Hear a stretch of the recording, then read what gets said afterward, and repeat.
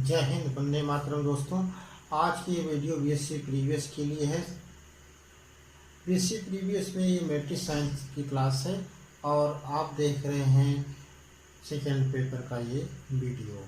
आप हैं भास्कर सर के साथ और आइए शुरुआत करते हैं वीडियो की।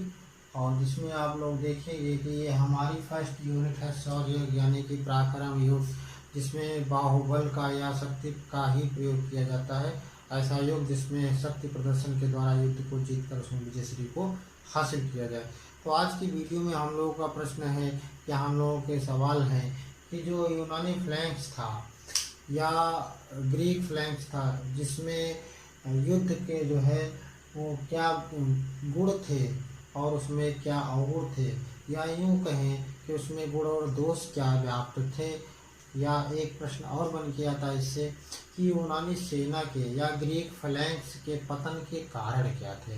तो आइए शुरुआत करते हैं वीडियो, जानते हैं एक बिंदु को। तो सबसे पहले ग्रीक फ्लैंक्स का गुण देख लिया जाए। कुछ देखिए, हर युद्ध में दो पहलू होते हैं या हर चीज़ में दो पहलू होते हैं, पक्ष और विपक्ष। जब तक ये दोनों चीज़ें नहीं होती तब तक कोई भी चीज़ बन नहीं सकती है और उसका सार्थक महत्व भी नहीं समझ में आता है। तो हर चीज़ में गुण और अवगुण अवश्य होते हैं, चाहे वो किसी भी प्रकार का युद्ध हो। तो आइए देखते हैं ग्रीक का जो युद्ध, ग्रीक या यूनानी लोगों का जो युद्ध हुआ करता था, उसके गुण क्या थे या उसके दोष क्या थे, इस पर हम लोग चर्चा कर लेते हैं। तो गुण में सबसे पहले आते हैं कि इसमें अच्छाइयाँ क्या थी। तो अच्छाई ये थी कि इसका जो अग्रभाग था, जिसे हमने बताया कि 1000 पिछली वीडियो में था, 1024 की पंक्ति होती थी। प्रत्येक पंक्ति के पीछे 16 सैनिक होते, 16 फाइलें होती थी, यानी कि 1024 एक लाइन से। पिछली वीडियो में आप लोगों ने देखा होगा 1024 की पंक्ति है। पहली पंक्ति फ्रंट लाइन जिसको बोलते हैं, अग्रभाग जिसको कहते हैं, उस 1024 में उसको हम देख लेते हैं। इस तरह से करके जो सैनिक हैं, एक एक बिंदु जो हम बना रहे हैं इसको एक एक सैनिक करके, इस तरह से 1024 सैनिक, इन एक सैनिक के पीछे एक कर करके ये 2 हो गया, इस तरह से करके 16 सैनिक इसके पीछे, ये एक लाइन जो बनेगी इसको एक फाइल कहते हैं। इस तरह से जो अग्रभाग होता था, इसका सबसे मजबूत भाग होता था, सबसे महत्वपूर्ण भाग भी इसी को कहा जाता था। इस अग्रभाग के जो महाबली होते थे, जो शक्तिशाली व्यक्ति होते थे, शक्तिशाली सैनिक होते थे, बहुत ही मजबूत, बहुत ही अच्छी युद्ध कला में निपुण होते थे। तो इस युद्ध कला में निपुण होने वाले जो ये सैनिक थे, ये इनका जो भी यूनानी फ्लैंक्स था, इसका बहुत ही मजबूत, इसको एक तरह से युद्ध का एक किला कहा जा सकता है। ये जो व्यक्ति होते थे, ये जो सैनिक होते थे, बहुत ही युद्ध कला में पारंगत होते थे, निपुण होते थे। ये अपने बाहुबल, अपनी शक्ति के द्वारा शत्रु सेना को पराजय और विजय दोनों में बदल देते थे। यानी कि ये अगर शक्ति हमारी क्षीण है, ये हमारी शक्ति कमज़ोर है, तो हमें पराजय का सामना करना पड़ सकता है। और ये शक्ति यदि हमारी मजबूत है, बहुत ही स्ट्रांग है, बहुत ही शक्तिशाली है, तो हमें विजयश्री भी गले लग सकती है हमारे। इस तरह से ये जो है अग्रभाग इसमें जिसका गुण था, जो ग्रीक या यूनानी फ्लैंक्स का था, ग्रीक या यूनानी फ्लैंक्स का ये जो यूनानी फ्लैंक्स,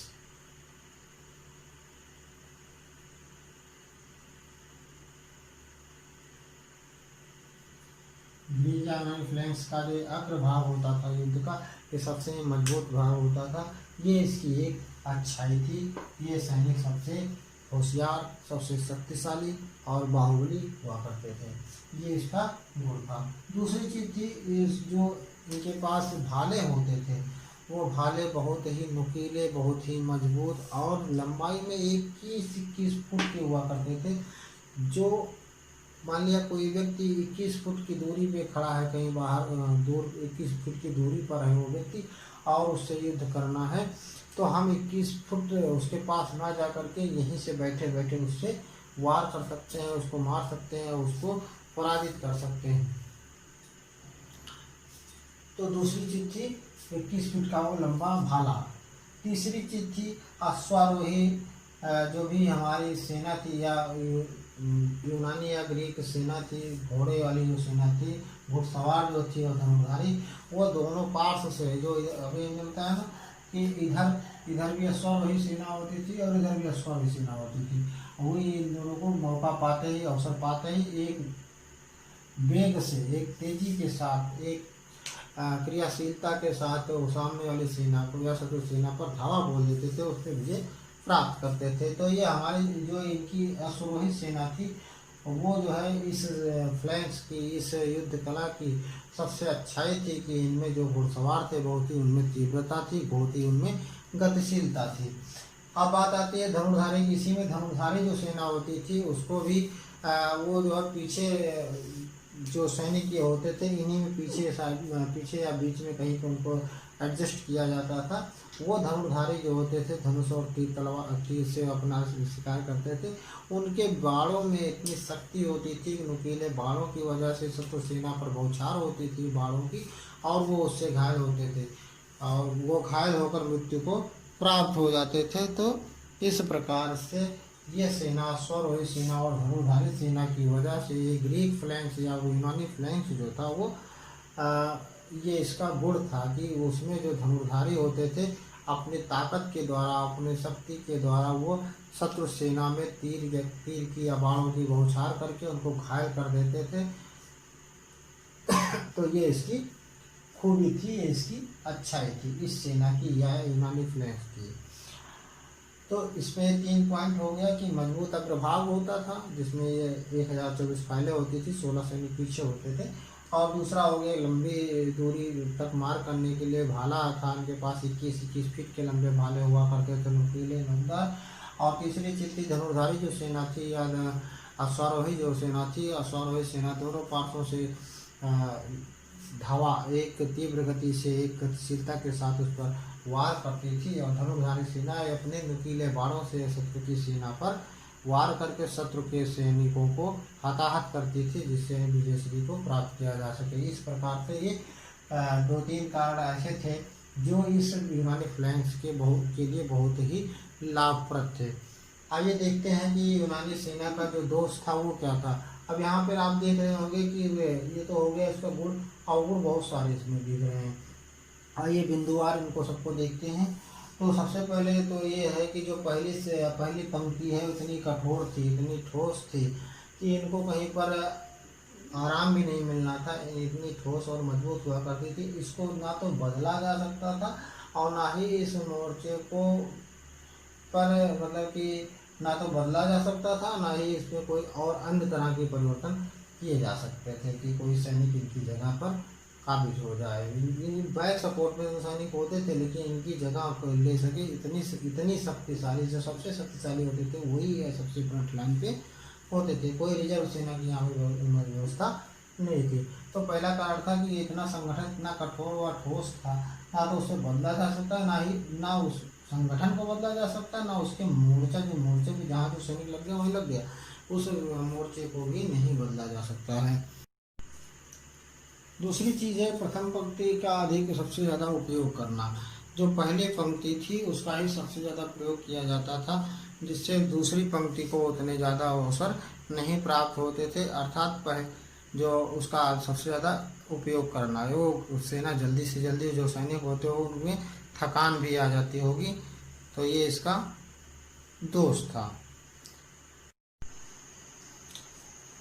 तीसरी चीज़ ये थी कि फ्रंट लाइन के परास्त होने पर या फिर जो पहली लाइन इतनी मजबूत होती थी उसके परास्त होने पर सेना के बीच में वो शत्रु सेना घुस जाती थी और उसमें मार काट करके उसको तितर बितर कर देती थी। इसलिए जो है फ्रंट लाइन पे शत्रु ने तोड़ दिया तो वहाँ पर लगभग पराजय होना निश्चित है। तो फ्रंट लाइन के परास्त होने पर सेना जो है अस्त व्यस्त हो जाती थी। भाड़े के सैनिकों का भी इस फ्लैंक्स में इस समय में अत्यधिक प्रयोग किया गया, जिसके द्वारा जो भाड़े के सैनिक होते थे उनमें राष्ट्र प्रेम, देश प्रेम की भावना या स्वामी भक्ति की कोई भावना नहीं होती थी या कम होती थी, उतना नहीं होती थी जितना एक अपने राष्ट्र का, अपने राज्य का व्यक्ति जो युद्ध करता है उसको अपने देश से, अपने राष्ट्र से प्रेम होता है। और सबसे अहम बात थी, जो ये अस्त्र शस्त्र थे इतने भारी हुआ करते थे कि इसको एक जगह से दूसरे जगह में ले जाने में और उसका प्रयोग करने में बहुत ज़्यादा ही असुविधा हुआ करती थी। तो ये है सबसे अहम कारण कि जो अस्त्र शस्त्र होते थे बहुत ही भारी होने की वजह से उनका संचालन ठीक तौर से नहीं हो पाता था। जो आरक्षित सेना भी, इसमें आरक्षित सेना का भी अभाव था। किसी भी सेना इसमें, इस सेना में आरक्षित सेना का अभाव था। यानी कि ये ऐसा नहीं था कि ये बाहुबली जो आगे की फ्रंट लाइन में है बहुत ज़्यादा शक्तिशाली है तो कि इसकी जगह पे कोई बहुत शक्तिशाली दूसरा व्यक्ति रिजर्व में रखा गया हो, इसके अभाव में या इसकी थकान के मुद्रा में दूसरे व्यक्ति को वहाँ पर भेजा जा सके। तो इस प्रकार से इस फ्लैंक्स में अत्यधिक कमियां थी, जिसकी वजह से ये फ्लैंक्स जो है ये कमियां जो है फ्लैंक्स के पतन के कारण में आई। यानी कि यूनानी फ्लैंक्स जो था या ग्रीक फ्लैंक्स जो था उसके पतन का एक मुख्य कारण ये सारे कारण जो हैं इसमें आते हैं कि इसमें इतना संगठन मजबूत नहीं था या इतना कठोर था, संगठन ठोस था कि ना तो उसे बदला जा सकता था और ना ही उस मोर्चे को ही बदला जा सकता था। दूसरी चीज़ थी, पहले ही पंक्ति का सबसे ज़्यादा प्रयोग किया जाता था, अत्यधिक उसी की शक्ति का दोहन किया जाता था।